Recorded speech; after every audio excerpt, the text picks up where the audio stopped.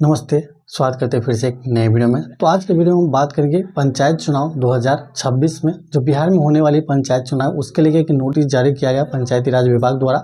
वो नोटिस में क्या क्या बात किया गया है, किस हिसाब से किस किस पोस्ट पे आपके पंचायत चुनाव होगा, टोटल 6 पोस्ट है उस पर एग्जाम होगा, यानी कि आपकी इलेक्शन कराया जाएगा, और किस किस मल्टीपल होगा, बैलेट पेपर होगा, ईवीएम होगा या एक ही ईवीएम होगा, या ऐसे ऐसे पूरी जानकारी इसमें दिया गया। आरक्षण के लेकर बताया गया, आरक्षण के लेकर नोटिस में बताया गया कि इस बार आरक्षण में बदलाव होगा या पिछले बार आरक्षण होता है, कैसे कैसे आरक्षण में बदलाव होता है वो जानेंगे। और बताया है कि आपको पंचायत चुनाव जो 2021 में संपन्न कराया गया था वो दिसंबर के मंथ में हुआ था, अगस्त से लेकर दिसंबर तक हुआ। तो पंचायत राज मंत्री जो अभी है दीपक प्रकाश, जो वो ने बताया है, एक इंटरव्यू भी आप लोग ने कहीं देखी होगी, तो इंटरव्यू में बताया है कि पंचायत चुनाव जो कार्यक्रम खत्म होनी है वो दिसंबर में हो रही है, यानी कि दिसंबर 2026 में आता है। लेकिन बोल रहा है कि अगर इलेक्शन करवाना है तो दिसंबर तक संपन्न करवाना है, तो हो सकता है कि आपकी अगस्त सितंबर में चुनाव की प्रक्रिया शुरू हो जाएगी, लेकिन वोटिंग आपकी अक्टूबर से नवंबर के मंथ में देखने को मिलेगी। वोटिंग आपको अक्टूबर से नवंबर के मंथ में देखने को मिलेगी। और दिसंबर तक, जैसे पिछली बार हुआ था दिसंबर में इसकी शपथ हुआ था, जनवरी तक ले ज्वाइनिंग, यानी कि 10 जनवरी तक अपने कामकाज शुरू कर दिए थे सारा।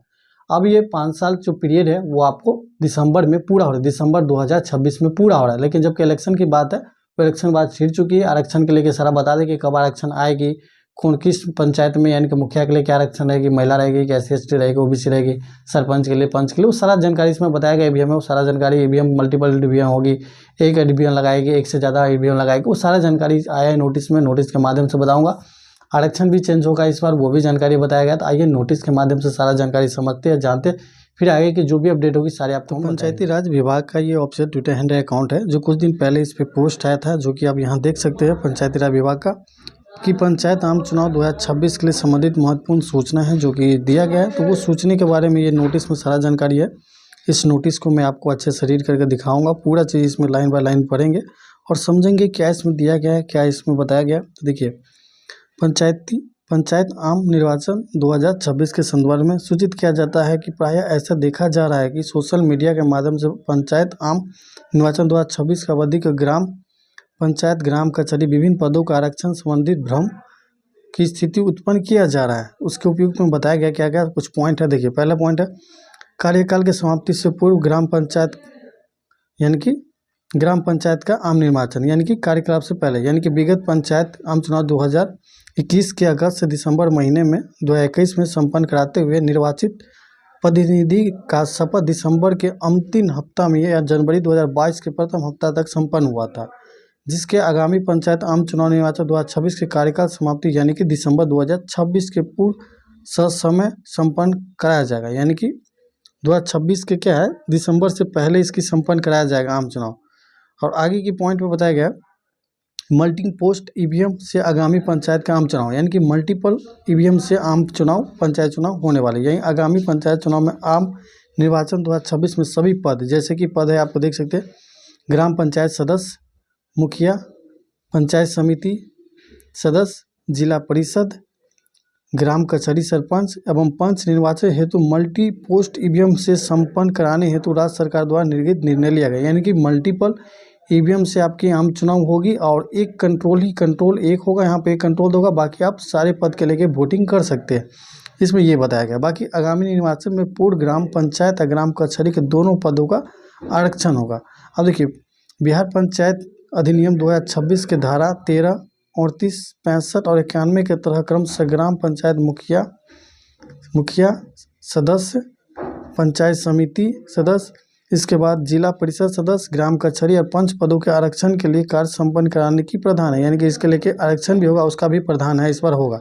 उल्लेखनीय है कि बिहार ग्राम पंचायत 2006 के अधिनियम के अनुसार दो क्रमिक निर्वाचन के उपरांत पदों का आरक्षण किया जाता है। यानी कि हर एक 2 पंचवर्षीय के बाद क्या होता है, आरक्षण चेंज होता है। मान लीजिए अगर 2021 में आरक्षण नहीं हुई थी, क्योंकि 2021 से पहले जो चुनाव था वो तो 2 कार्यकाल हो गए, 2 कार्यकाल 2026 में पूरी हो रही है, तो 2026 में आपको क्या होगा, फिर से इसमें आरक्षण के प्रावधान दिया जाएगा। अब इसमें देख लीजिए क्या बताया गया कि विगत वर्ष 2016 में आम पंचायत चुनाव के पूर्व पदों के लिए किया गया था। यानी कि 2016 में इसके आरक्षण किया गया, जिसके 2 कार्यकाल निर्वाचन वर्ष हो गया, एक 16 हो गया और 21 हो गया, पंचायत निर्वाचन कराया जाएगा। इस प्रकार आगामी पंचायत 2026 में संपन्न कराए जाने के पूर्व ग्राम पंचायत या ग्राम कचहरी के विभिन्न पदों पर आरक्षण ससमय कर लिया जाएगा। यानी कि इसमें साफ साफ बताया गया कि इस बार आपको जो होगी पंचायत चुनाव का अति भी हो, क्योंकि 2016 में और 2021 में जो है उसकी आरक्षण चली थी, 2 वर्ष पे होती, 2 पंचवर्षीय पे, तो 2 पंचवर्षीय इस बार पूरा हो रही है।